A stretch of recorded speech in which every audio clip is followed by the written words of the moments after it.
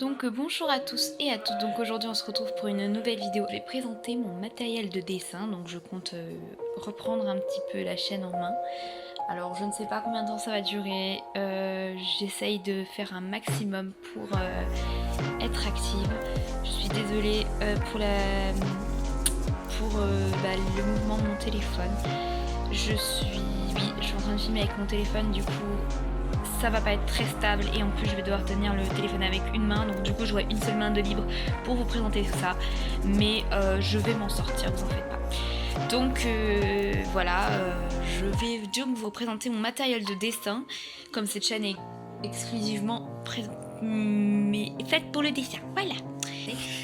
Donc c'est une trousse hyper grande, je suis contente de l'avoir, j'avais super hâte de la recevoir parce qu'il me fallait vraiment une grosse trousse, parce que dès que je me déplaçais etc pour avoir tout mon matériel de dessin c'était compliqué d'avoir une trousse, j'étais obligée de remballer 3 ou 4 trousses, c'est pas pratique, du coup celle-là elle est extrêmement pratique et je vais vous présenter tout ce qu'il y a à l'intérieur, vous allez peut-être être étonné de tout ce qui peut rentrer dans cette trousse. Voilà.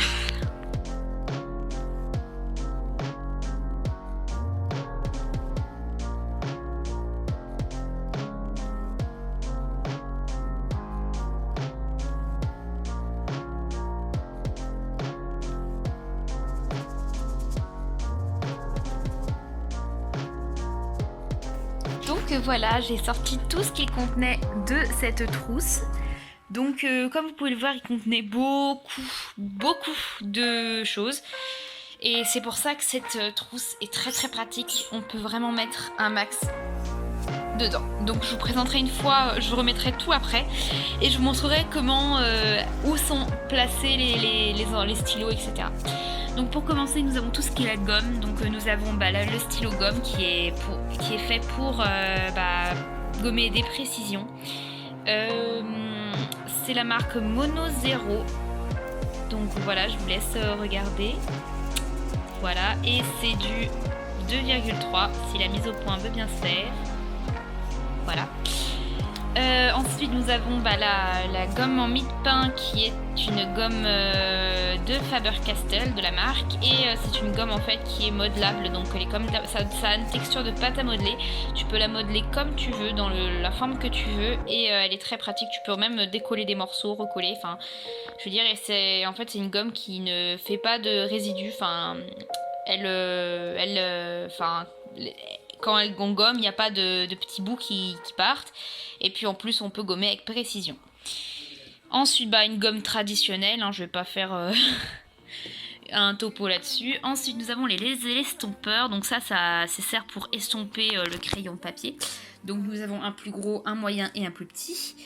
Donc il me semble que lui, ils ont pas vraiment de marque, à part lui, la Comté de Paris, enfin je ne sais pas si c'est vraiment une marque, mais en tout cas voilà, ça se trouve très rare, enfin en général ça se trouve facilement. Ensuite à côté nous avons tout ce qui est pour les lines d'éclair, donc c'est pour faire des nuances d'éclairage dans le dessin. Donc vous l'avez déjà vu dans l'autre trousse, parce que j'en ai deux, l'autre c'est un 9 et lui c'est celui que j'ai depuis un moment qui commence un peu à mourir. Voilà, sauf qu'en fait il n'y a pas vraiment une quantité d'encre absolue, du coup j'ai acheté récemment un Posca qui est apparemment un très bon stylo.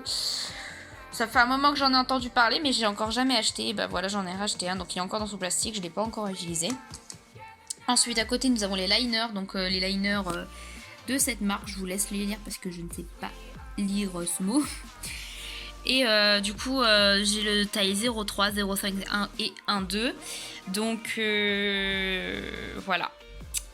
Ils sont très bien ces liners parce qu'ils résistent à l'eau. Donc quand on fait de l'aquarelle et qu'on a liné un dessin et qu'on après on fait de l'aquarelle dessus, ça résiste plutôt pas mal. Donc ou n'importe quoi avec de l'alcool, feutre à alcool, etc.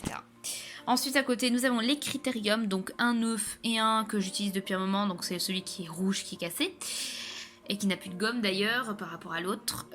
Voilà, donc c'est mes deux critériums, j'en ai encore un stock là-bas, donc de toute façon voilà. Ensuite nous avons tout, ça c'est les liners que j'ai acheté de Action, donc j'ai été très intéressée parce qu'il y a c'est une boîte où il y a toutes les tailles, pas toutes les tailles, mais il y a chaque taille est différente, donc du coup j'étais plutôt contente. Alors après, c'est encore une fois, faut voir si c'est des bons liners. Pour l'instant, je les ai déjà utilisés pour liner des dessins que j'allais colorier au feutre à alcool. Alors, ils résistent à l'alcool, sauf qu'il ne faut pas passer plus de 3 à 4 couches.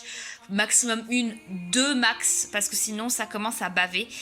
J'ai eu un petit peu de bavure sur un de mes dessins, mais c'était pas très prononcé. Mais j'ai remarqué que si j'allais plus loin, ben ça allait pas fonctionner quoi.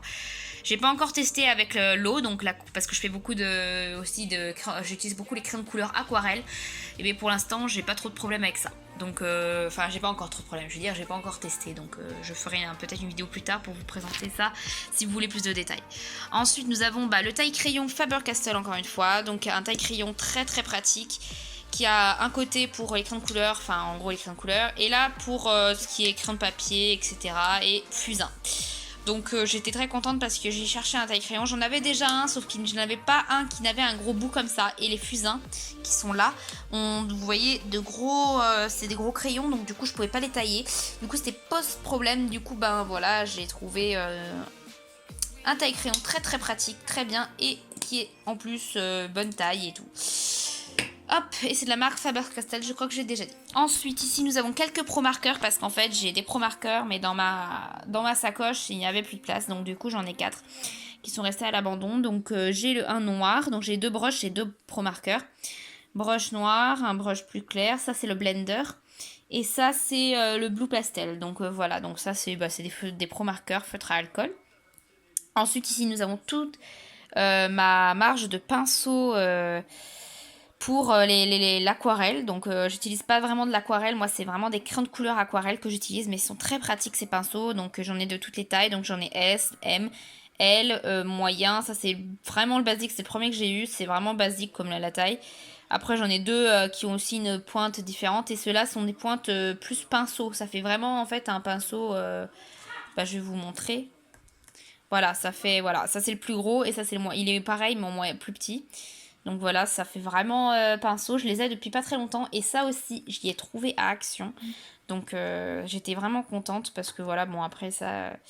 Bref, voilà, donc ils sont plutôt bien. Donc ceux-là, je les utilise pas mal. Surtout ceux que j'utilise le plus, c'est le S, donc le plus petit, avec celui-là. Donc voilà. Ensuite, nous avons ça, c'est les fusains. Donc on a le noir et le blanc. Donc j'ai pas encore trop utilisé. C'est le Comté de Paris, donc voilà. Ensuite, j'ai 2 crayons de papier, donc un 2B et un 3B. Donc voilà, ça c'est surtout quand je veux colorier mes dessins en noir et blanc, j'utilise les crayons de papier. Ensuite, on a un stylo 4 couleurs basique que j'ai dans ma trousse pour noter des trucs, noter la date de mon dessin, etc. Ensuite, à côté, nous avons un réservoir de... Donc voilà, j'ai rangé tout mon matériel. Donc voilà, je voulais vous montrer juste comment il est dispersé dans ma trousse.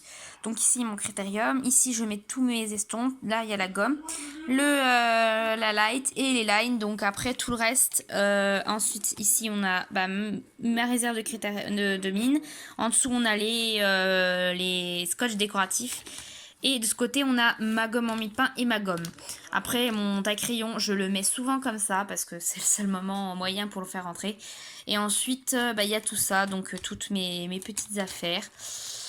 Voilà, dedans, qui est rangé, ça rentre très bien. Normalement, il y a une petite règle aussi, mais je ne sais pas où je l'ai mise. C'est une petite règle que j'ai qui fait à peu près la taille de ça à ça. Et une petite règle avec des petits chevaux dessus, mais je ne sais pas où je l'ai mise. Faudrait que je la retrouve. Je sais très bien que je l'ai bougée, mais je ne sais pas où je l'ai foutue. Je la retrouverai forcément à un moment donné.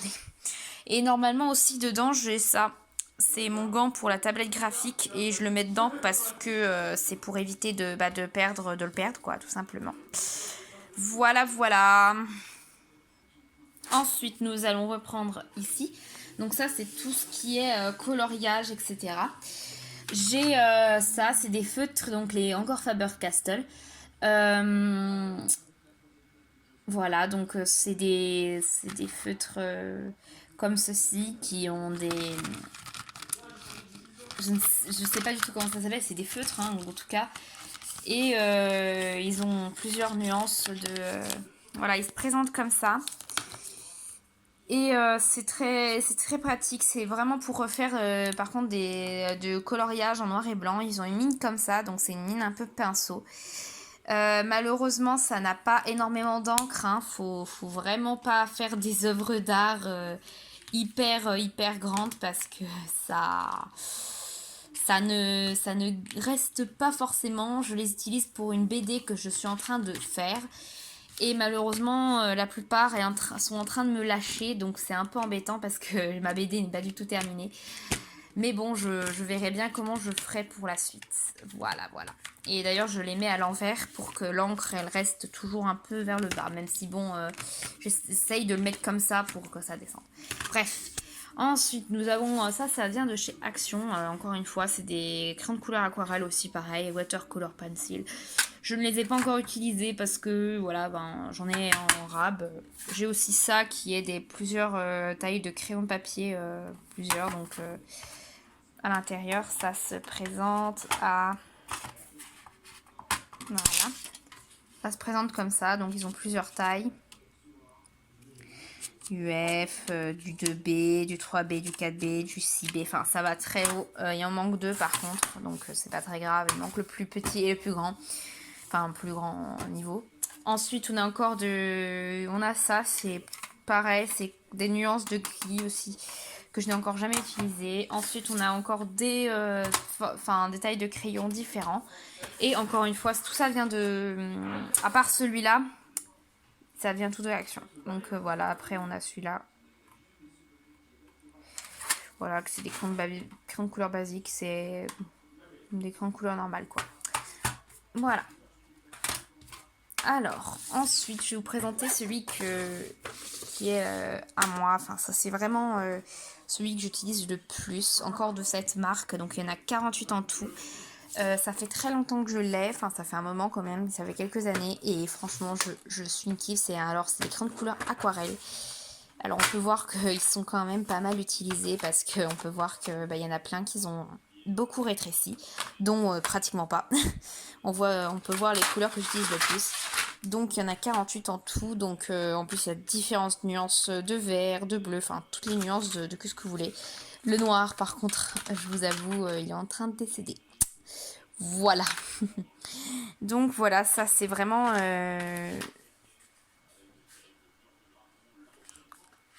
la palette de couleurs de crayons de couleur aquarelle. Donc voilà.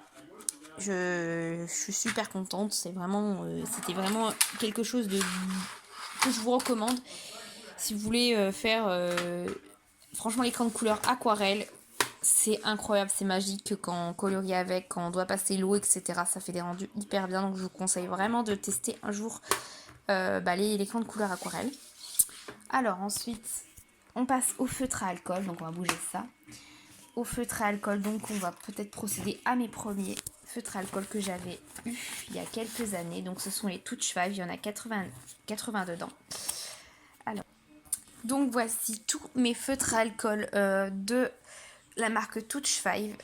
Alors cette marque, voilà, c'est Touch 5. Donc il y a un côté gros et un côté plus petit. Pour ceux qui ne connaissent pas, c'est des feutres en fait... C'est des feutres qu'il faut utiliser normalement sur du papier layout. C'est un papier spécial parce qu'en fait sur le papier normal ça abîme le feutre. Et aussi ça se disperse et ça transperce énormément. Bon après sur les feutres layout ça transpercera toujours. Enfin voilà, je vais pas vous faire un tuto des feutres à alcool, j'en ferai peut-être plus tard, j'en parlerai si vous en voulez des tutos vous voulez voir un petit peu plus comment ça fonctionne, les trucs, n'hésitez pas à me le dire en commentaire. Ensuite, alors les feutres Touch 5, voilà, donc c'est mes premiers feutres à alcool. Franchement, je ne l'ai pas payé pour une grosse fortune, il y en a 80, je sais plus pourquoi, je crois que je l'ai payé pour une 50aine d'euros peut-être, je ne sais plus. Mais voilà, mais en tout cas, c'est une marque que je ne recommande pas trop. Après, pour débuter, c'est très bien, franchement, pour commencer à colorier avec ça, c'est très bien. Par contre, ils n'ont pas beaucoup d'encre, hein. Faut s'avouer qu'il y en a plein qui ne marchent plus ou qui marchent très peu. Enfin, il y en a même que je n'ai jamais utilisé et qui ne marchent plus. Enfin, c'est incroyable, ça m'a dégoûté parce que il y en a que j'ai vraiment pas utilisé et ils sont déjà morts en fait. Donc voilà, mais bon, après, il faut se dire que ça fait un moment que je les ai, donc peut-être qu'entre temps, quand je les ai pas très utilisés, Ils ont un peu séché à l'intérieur, mais bon, c'est un peu étonnant. Enfin, bref. Voilà. Bon, après, Touch 5, c'est vraiment pour débuter, mais je recommande pas trop cette marque parce que c'est un petit peu décevant. Après, pour débuter, si vous comptez faire des petits esquisses, débuter, c'est très bien. Hein, c'est pas cher, donc du coup, je vous conseille ça si vous voulez débuter. Vous n'êtes pas sûr que ça vous allez aimer. Ensuite, j'ai des twin markers, donc c'est un peu pareil que les Touch 5. Apparemment, ça serait une revue des Copic, un peu une imitation, enfin je ne sais pas, je ne vais pas m'attarder sur le sujet. Donc c'est des twin markers que j'ai acheté chez Action, donc voilà, j'ai acheté 3 gammes de couleurs, donc des bleus, des verts et du rose, violet, peau, etc. Et pour l'instant, ils sont plutôt satisfaisants, je n'ai rien à dire dessus. Twin markers, pour l'instant, ils sont encore tout récents, donc ils ont encore de l'encre et ils marchent plutôt bien. Ensuite, on a des... ça, c'est des aquabrush. Aquamarqueurs, pardon. Voilà, donc normalement, ça ressemble à des feutres alcool. C'est pas des feutres alcool, par contre. Ça, en fait, ça procède comme les crayons de couleur aquarelle. En fait, vous passez le feutre et vous mettez de l'eau et normalement, ça fait un effet un peu aquarelle.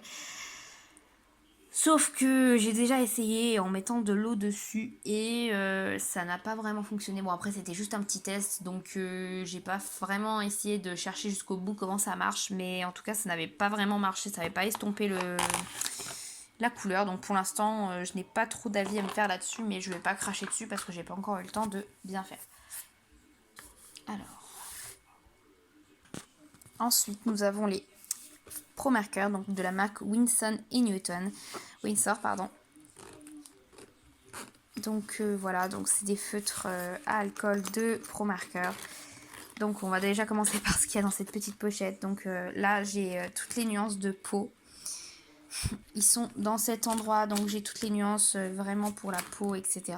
Je vais pas tous vous les sortir, mais en tout cas ici c'est ce que j'ai en rab et que j'ai acheté. Et du coup, ben, comme la pochette elle est pratique, je peux ranger des feutres à alcool dedans. Voilà.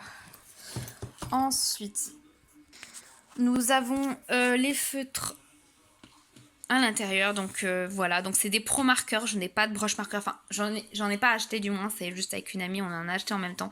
Et il y avait plus des nuances de couleurs de ma palette qui lui plaisait et la sienne de mien. Donc du coup, on s'est échangé. Comme elle avait pris des broches marqueurs, bah du coup, j'ai quelques broches marqueurs. Enfin, c'est surtout des noirs, des gris. Enfin, je ne sais plus lesquels sont des broches. Voilà, là, il y a un broche marqueur par exemple. Enfin, bref. Donc voilà, donc j'ai à peu près une bonne...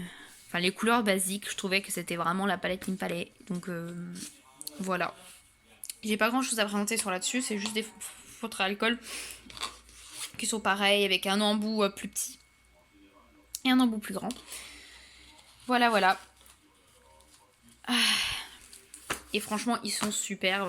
Je m'en sors déjà mieux qu'avec les Touch 5. Ils ont beaucoup plus d'encre et ils sont super. Donc voilà, j'ai fait un peu le tour de tout ce que j'avais comme matériel de dessin. Voilà, voilà. Je vous ferai sûrement une autre visite, une autre vidéo pour me présenter mes sketchbooks, tout ce que j'ai comme cahier qui me sert pour le dessin parce que j'ai quand même pas mal de cahiers autour de moi. Donc voilà, je voulais juste vous faire une petite vidéo d'intro avec le matériel de dessin que j'utilise. Et si jamais vous avez des choses à demander, des questions, je vous n'hésitez pas à poser des idées de vidéos dans les commentaires. Merci. Bon bah à une prochaine fois.